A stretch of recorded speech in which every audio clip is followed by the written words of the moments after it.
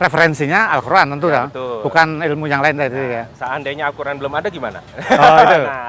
Oke. Kalau Al-Quran belum ada berarti kalau pakai bahasa akademis itu namanya kan ada antropologi, sosiologi, pakai bahasa media juga bisa. PR-nya adalah mengenal diri dulu sebetulnya, bukan mengenal lingkungan, cuman secara naluriah orang mencari keluar dulu. Nah, itu yang menjadi dinamikanya.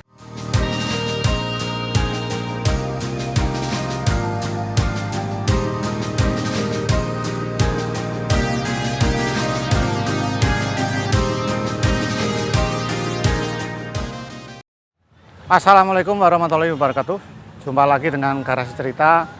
Kali ini dalam edisi bulan Ramadan kita akan membahas sesuatu yang lebih penting daripada kehidupan yang sehari-hari kita lalui, dan mungkin agak sedikit berbeda dengan buku-buku yang kita bahas di Garasi Cerita. Kali ini kita akan bahas buku tentang mengislamkan orang Islam. Mohon maaf ya kalau teman-teman mungkin agak ada yang tersinggung dengan judul ini, mungkin bertanya, saya kan sudah Islam. Itu nanti pertanyaan yang kita jawab. Kita akan berbincang-bincang dengan penulis buku ini, Mengislamkan Orang Islam, Mas Lukman Abdul Hakim. Ya. Assalamualaikum. Ya. Waalaikumsalam warahmatullahi wabarakatuh. Ya, perbincangan selama bulan Ramadan ini kita akan bahas tidak secara terus-menerus, takutnya nanti agak berat, kita pelan-pelan saja. Seperti dalam bacaan Al-Quran juga katanya harus tartil gitu ya, pelan-pelan memahami tahap demi tahap. Nah, kita akan ada 3 tahap. Tahap yang pertama kita akan membahas tentang siapa kita, jadi mengenal diri sendiri, jadi huwiyah, lalu juga termasuk mengapa kita hadir di dunia ini. Ada satu premis yang mungkin Bapak Ibu teman-teman di sini mengetahui bahwa ada kepastian di dunia itu bahwa setiap orang pasti mati. Tapi pertanyaannya, setelah mati kita kemana? Apakah neraka atau surga? Dan berapa kemungkinan persentase nanti akan disampaikan? Dan dengan kecilnya persentase itu, apa yang harus kita lakukan? Itu yang pertama. Yang kedua, nanti pada episode kedua kita akan membahas tentang jalan. Tentu jalan yang kita pilih karena Islam adalah Al-Quran itu sendiri, dan tentu mohon pengampunan dari Allah. Jadi ada 2 hal yang kita bicarakan, siapa itu Allah, apa itu Al-Quran, hadis dan sebagainya. Dan yang ketiga, how to. Jadi bagaimana menuju jalan ke sana. Ada 2 jalur yang bisa kita lalui. Ada yang namanya on road, ya jalur biasa lah, jalur yang biasa kita lalui. Tapi juga ada jalan terjal yang hati-hati jika Anda tidak hati-hati di situ bisa tergelincir. Kurang lebih seperti itu. Kita akan masuk pada sesi yang pertama, batch yang pertama. Kita akan mengenal siapa kita dari perspektif, tentu dari perspektif Islam, tapi juga dari perspektif yang lain yang selama ini kita pahami. Ada sosiologi mungkin, ada psikologi, dan sebagainya. Baik, kita mulai dari situ. Gimana? Soal, apa namanya tadi, kemungkinan masuk surga itu kan kecil ya itu? Ya. Gimana itu? Jadi kalau kita merujuk pada salah satu ayat itu ada di surat An-Nisa 118. Tapi sebelum saya melanjut ke sana, kita harus paham dulu bahwa Al-Quran kitab suci itu bahasa Arab. Selain bahasa Arab, namanya bahasa itu ada yang disebut majas atau metafora. Majasnya juga ada macam-macam. Nah, poinnya untuk memahami Al-Quran itu tidak serta-merta menggunakan terjemahan. Nah, jadi ulama-ulama terdahulu sudah banyak menulis tentang kitab tafsir. Nah, kitab tafsir yang merujuk kepada pernyataan para sahabat, para tabiin, tabiut tabiin yang juga mungkin sebagian dari sahabatnya juga melihat proses Al-Quran itu turun, itu ada 3, namanya tafsir Ibnu Katsir, tafsir Qurtubi, tafsir At-Tabari. Nah, di luar ini ada juga kitab tafsir kontemporer. Nah, rujukannya biasanya akan menyesuaikan dengan kondisi di zaman tersebut. Nah, jadi akhirnya kan ada tafsir As-Misbah, kan ada tafsir As-Sa'idi, ya itu nggak masalah. Cuman kalau kita mau bicara tentang penafsiran klasik berdasarkan apa yang dilihat para sahabat ketika ayat itu turun, nah rujukan utamanya ini. 3 tadi. Kalau Quraisy Shihab itu di mana? Nah, Quraisy Shihab itu udah kontemporer. Oh, kontemporer. Sini udah sangat baru. Jadi menyesuaikan kondisi-kondisi di mana mungkin bahasanya orde baru. Jadi kurang begitu. Jadi kalau mungkin nanti suatu saat ada mufasir, nah kebetulan saya juga dapat info Kementerian Agama sekarang punya satu Direktorat Jenderal khusus tafsir. Nah, nanti dia bikin lagi tafsir-tafsir yang sifatnya tematik. Nah, itu kan tafsir kontemporer juga terbaru. Nah, tapi kalau kita bicara tafsir klasik, Nah, itu pemahamannya atau penafsirannya merujuk kepada apa yang disampaikan juga oleh Rasulullah sebagai penerima wahyu yang paling pertama. Oke. Nah, jadi kurang lebih seperti itu. Nah, akhirnya merujuk ke jawaban tadi. Jadi ada kalimatnya gini, la'anahullah wa qala la atahizana min ibadika nasiban mafrudo. Nah, makna kalau secara terjemahan la'anahullah yang artinya yang dilaknati Allah. Wa qala la atahizana. Nah, wa qala makna berkatalah dia. Nah, dia ini merujuk kepada setan yang sedang berbicara kepada Allah. Wa qala la atahizana. Nah, jadi dalam taukid di situ berarti pernyataannya itu pasti dan sudah diajak gitu, sudah di nggak bisa digeser. Ya. Nah, latiza min ibadika dari ibadika hamba-hamba kau nasiban. Nah, nasiban sesuatu yang sudah ditetapkan, mafrudo yang merupakan kata sifat untuk saya. Nah, jadi di dalam kitab tafsir Ibnu Katsir dan Qurtubi dijelaskan juga maknanya adalah la'natullah itu artinya orang-orang atau sesuatu atau siapapun yang dilaknati Allah. Nah, berarti dia artinya dibuang. Nah, ibaratnya disingkirkan, dikesampingkan. Nah, itu maksud dilaknat. Jadi dilaknat itu tidak serta-merta maknanya sumpah serapah sebetulnya. Nah, terus beda sumpah serapahnya manusia ya, Mas? Ya, jadi saya laknat kamu. Nah, itu kan sumpah serapah, tapi maksudnya itu dijauhkan, disingkirkan, nah, dikesampingkan, tidak dianggap. Nah, itu makna laknat. Nah, terus ada kepernyataannya la taizana min ibadika. Nah, berarti sudah ditetapkan. Nah, penetapannya itu berdasarkan salah satu pernyataan ulama sahabat di situ yang namanya Qatadah itu dari setiap 1000 manusia nah, yang masuk ke surga satu. Nah, jadi 1 banding 1000. 0,1 ya. Cuman kalau kitab tafsir ini memang tidak dipahami secara komprehensif, nah pasti orang nganggapnya tahu dari mana. Nah, parasan di tafsir Jalalain nggak ada ya, emang nggak ada. Jalalain itu memang rangkuman dari tafsir supaya orang yang udah belajar tafsir ke Jalalain dulu, dari Jalalain baru ke kitab tafsir. Jadi disitulah dasarnya. Nah, ketika itu ada, terus nanti gimana dong kalau misalkan banyak orang yang tobat di akhir zaman? Nah, itu ada satu rahasia lagi. Nah, rahasia ini diantaranya adalah hikmah dari munculnya Yajuj dan Majuj nantinya. Jadi bisa jadi seandainya semua manusia bertobat sampai di hari kiamat, berarti Yajuj Majuj makin banyak. Nah, itu salah satu pemahaman fundamental atau guru-guru itu menyebutnya hakikat. Nah, saya rasa sih seperti itu. Baik, saya kira tadi pengantar cukup jelas. Nanti teman-teman saya minta juga bisa mengakses buku ini ya. Nah, pada tahap yang berikutnya kita perlu mengenal sih. Kalau sudah tahu jalannya tadi probabilitasnya kecil, lalu tentu bermuhasabah kan. Kita harus mengenal diri kita sendiri itu, kita itu makhluk apa. Dari perspektif tentu boleh, silakan perspektif Islam boleh, perspektif kontemporer juga boleh. Nah, jadi kalau kita sebelum masuk ke kajian yang sifatnya tadi ya dalil atau landasan Quran maupun hadis, sebetulnya tanpa kita belajar Al-Quran, belajar hadis, bahkan kuliah sosiologi, bahkan kuliah ekonomi, manajemen, kita juga akan sangat punya dasar pemikiran. Nah, jadi kadang pertanyaan-pertanyaan mendasar seperti kenapa saya ada, apa sih saya? Nah, itu kan kalau dalam kajian filsuf itu masuknya ke ontologi, epistemologi, eksistensialisme. Saya ada gitu. Nah, dari kenapa ada, terus dulunya bagaimana, nah, saya apa. Nah, jadi akhirnya dari berangkat dari pertanyaan-pertanyaan yang sifatnya fitrah atau human being atau bahasa lainnya primordial. Nah, sebetulnya fungsi agama itu menjawab fitrah itu. Jadi kan mungkin dari perjalanannya peradaban, nah namanya manusia itu secara fitrah pasti mencari Tuhan. Nah, dengan mencari Tuhan, akhirnya dia mencari ritual-ritual yang dia anggap sebagai cara dia mendekat kepada Tuhan. Dari zaman dulu misalkan, mempersembahkan kurban.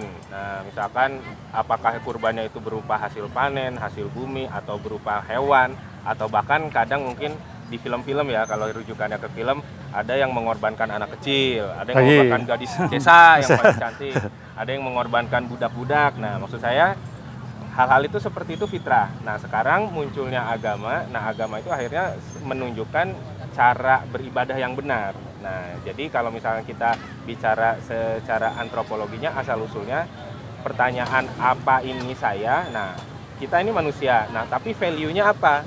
Nah, ketika nanya value-nya apa, akhirnya kita dengan fitrah tadi mencari Tuhan, sebenarnya kita sangat menyadari bahwa kita ini adalah makhluk atau ciptaan.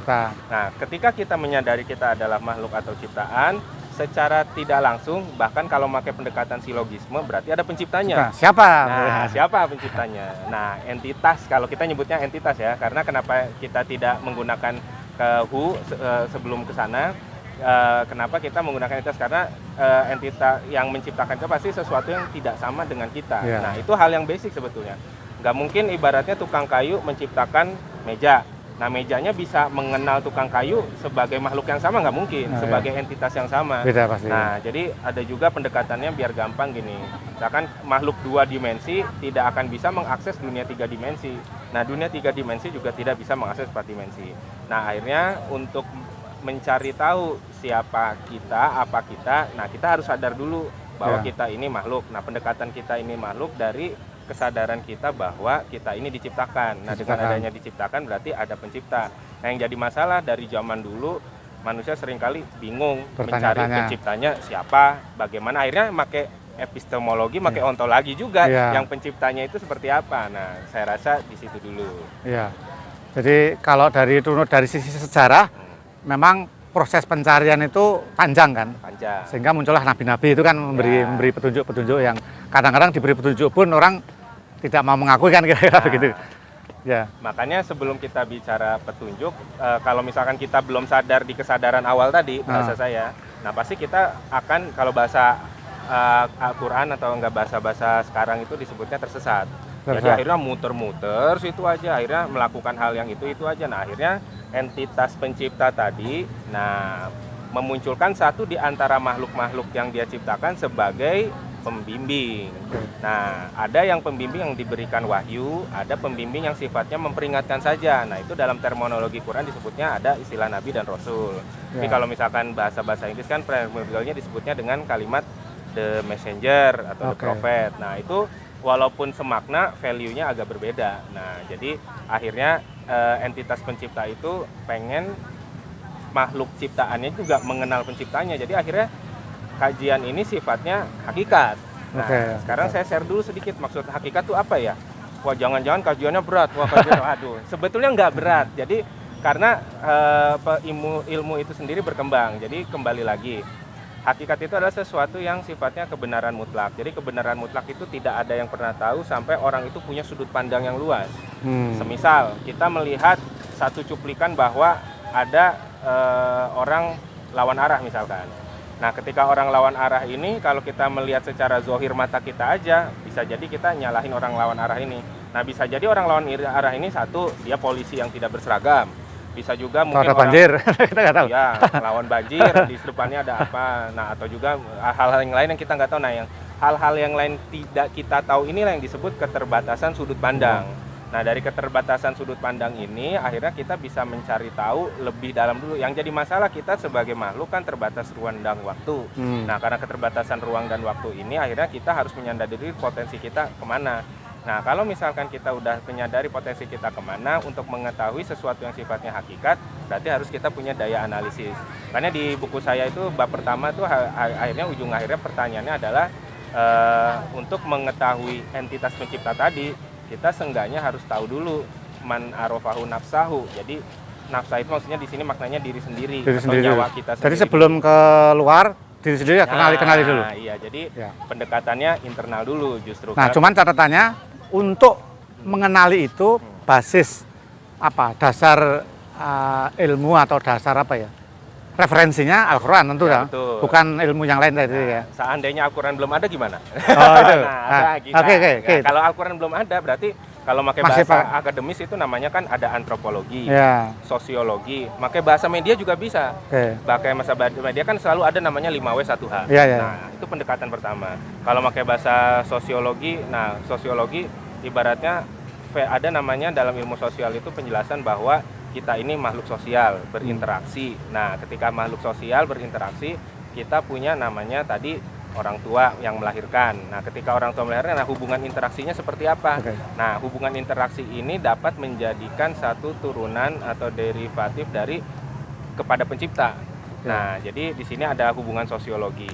Nah, antropologi juga mempelajari asal-usul manusia. Misalkan, dari mana sih asalnya Homo erectus? Dari mana sih evolusi? Nah, misalkan akhirnya ilmu pengetahuan pendekatannya adalah teori evolusi. Karena belum ada teori lagi yang bisa membuktikan asal-usul manusia. Nah, makanya akhirnya disitulah keterbatasan sains atau ilmu pengetahuan. Karena ilmu pengetahuan kan landasannya empiris, berarti sesuatu yang pernah ada di dulunya. Nah, ketika dulunya di titik awal ini asalnya dari ketiadaan, nah disinilah sains itu tidak bisa menjelaskan asal-usul manusia sebetulnya. Cuman teori yang masih bisa dipakai ya teori evolusi. Nah, jadi dari pendekatan inilah akhirnya kita ulama-ulama terdahulu itu membahasakan man arafahu nafsahu faqad arafahu rabbah. Nah, siapa yang udah mengenal dirinya baru bisa kenal Rob. Nah, pendekatan Rob, kenapa ada istilah Rob, ada istilah Allah, nah itu juga terminologi berbeda. Jadi tadi saya bilang entitas pencipta. Nah, itu masuk ke kaidah Rob. Ada juga entitas pengatur alam, nah itu Rob juga. Jadi makanya doa-doa yang ada sebelum adanya Nabi Isa itu rata-rata depannya Rob. Robbana zolamna anfusana wa ilang tafirana atarhana lakuna minal khosirin. Nah, itu doanya Nabi Adam. Terus doanya la ilaha illanta subhana ini kuntum minaz zalimin. Nah, doanya Nabi Ilyas. Nah, itu tidak menyebutkan Allahumma Robi firli wali walidaya warahmatullahi kama robayani sogiro. Nah, jadi kalau memang kita jeli menganalisis, nah ada perubahan penambahan. Ya. Jadi dari Rob, nah ditambah lagi ada Allahumma. Nah, akhirnya dianalisis kan. Nah, dianalisis akhirnya ada sifat rububiyah, ada sifat uluhiyah. Nah, rububiyah itu kata dasarnya Rob tadi. Nah, uluhiyah kata dasarnya Allah. Nah, makanya kalau berdoa Allahumma berarti maknanya makna doa secara uluhiyah. Nah, makna rububiyah doanya ya Rob. Nah, dua-duanya nggak salah, cuman makna dalamnya itu yang beda. Misalkan saya panggil Pak D, Sri Sultan Pak D. Ya, saya panggil Sri Sultan, tapi di sisi lain saya panggil misalkan Sri Susuhunan apa, nah secara makna sama, tapi kan istilahnya beda gelar aja. Nah, cuman kedekatan kita di sisi yang mana tuh? Nah, itu nggak apa-apa, sah-sah aja. Nah, makanya akhirnya nanti ada kajian yang dari hakikat, ada kajian ma'rifat. Nah, seolah-olah kita sudah merasa dekat. Nah, itu terminologinya juga dijelaskan dalam terminologi muhsinin sama muhlisin. Nah, kalau muhlisin kan maknanya seolah-olah kita selalu melihat Allah memperhatikan kita sehingga kita terjaga dari perbuatan-perbuatan yang tercela. Nah, kalau muhsinin seolah-olah kata dasarnya kan ihsan, kita selalu menunjukkan hal-hal yang baik gitu kan. Nah, jadi terminologi itu tuh sebetulnya menunjukkan bahwa itu masuk ke kajian makrifat. Jadi orang seolah udah mengenal Tuhan. Nah, tadi berarti secara nggak langsung, nah udah juga mengenal dirinya. Nah, akhirnya PR-nya adalah mengenal diri dulu sebetulnya, bukan mengenal lingkungan, cuman secara naluriah orang mencari keluar dulu. Nah, itu yang menjadi dinamikanya. Oke, dari kesimpulan sementara dari topik yang pertama, basis untuk mengenal entitas itu, kita harus mengenal diri kita sendiri, baru mengenal siapa yang menciptakan kita. Walaupun secara naluriah pasti kita mencari dulu, sebagaimana kalau merujuk kepada kisah Nabi Abraham, saya berjalan ke sini, kayaknya matahari tapi tenggelam. Pas nunggu malam kayaknya bulan tapi hilang.